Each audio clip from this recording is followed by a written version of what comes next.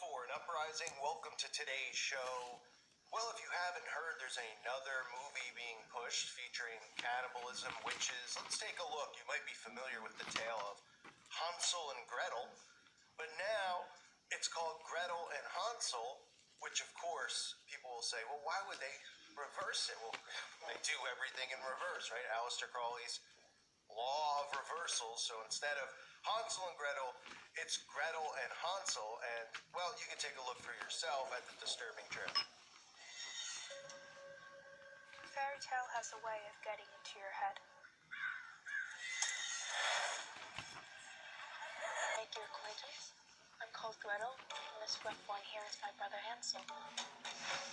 There's too much, and it isn't right. You're scared. There's something wrong here. Hey, when you start something, you can't stop.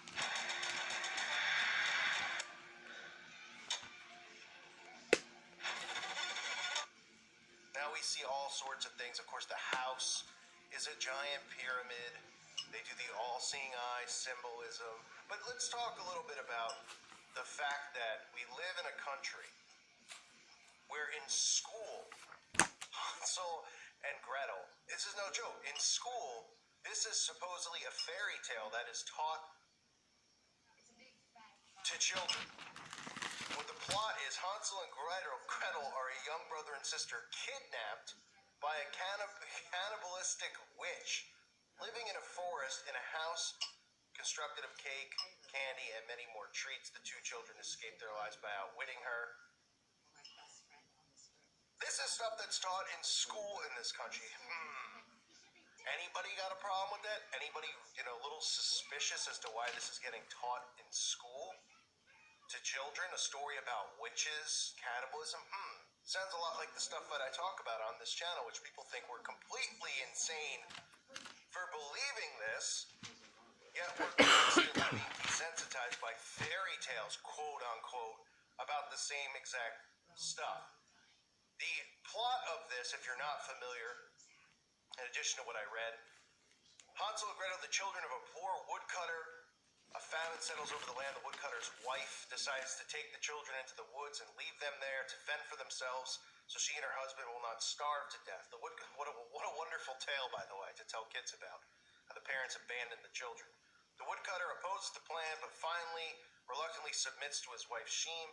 Unaware that Hansel and Gretel have overheard them, after the parents have gone to bed, Hansel sneaks out of the house, gathers as many white pebbles as he can, then returns to his room, reassuring Gretel that God will not forsake them. The next day, the family walks deep into the woods, and Hansel lays a trail of white pebbles.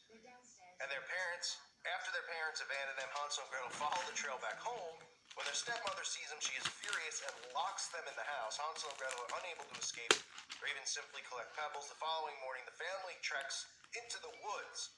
Hansel then takes a slice of bread, leaves a trail of breadcrumbs for them to follow home. However, after they are once again abandoned, they find that birds have eaten the crumbs, leaving them lost in the woods. After days of wandering, they follow a beautiful white bird to a clearing in the woods and discover a large cottage built of gingerbread cakes and candy with window panes of clear sugar.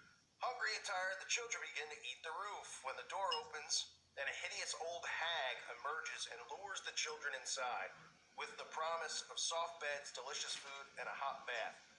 They do this unaware that their hostess is a bloodthirsty witch who built the gingerbread house to waylay children for one of her occult rituals by cooking and eating them. And again, this is a fairy tale taught to children the age of kindergarten, first grade, second grade. And it's considered a fairy tale.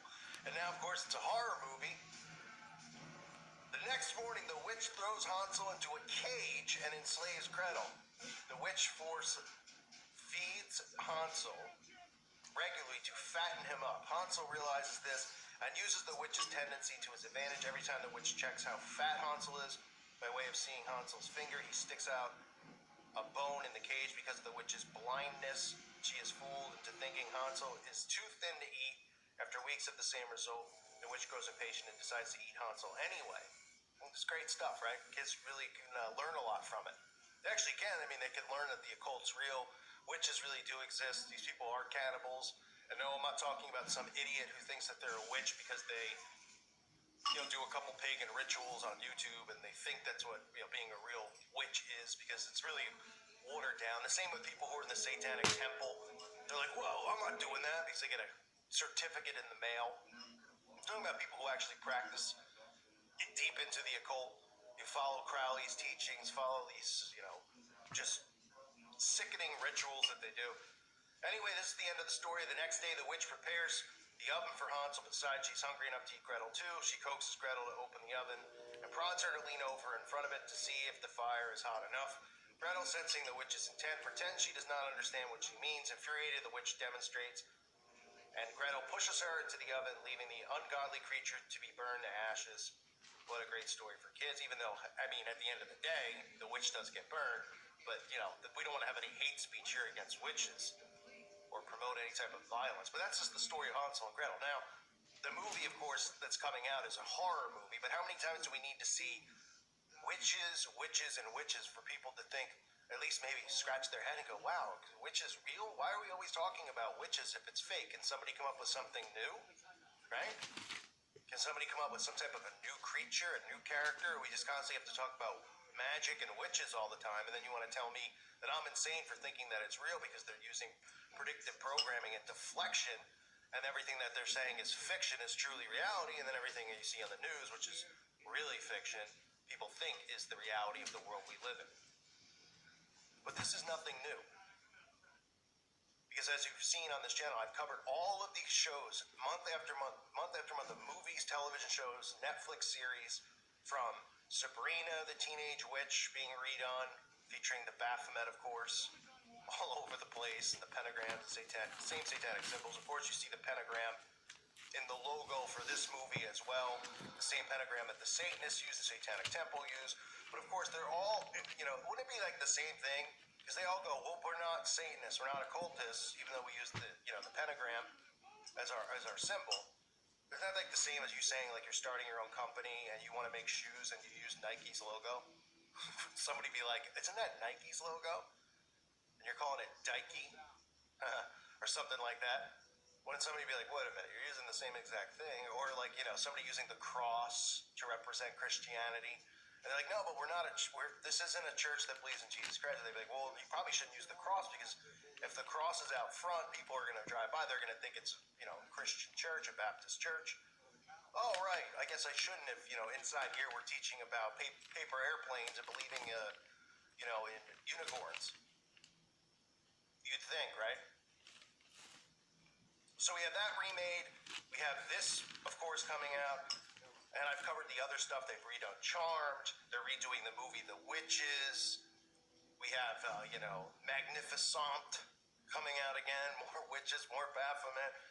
Really can't make up how in our faces this stuff is. Yet people don't think twice about it. They just go, oh, it's a fairy tale. Oh, it's a kid's story. Oh, it's a fable.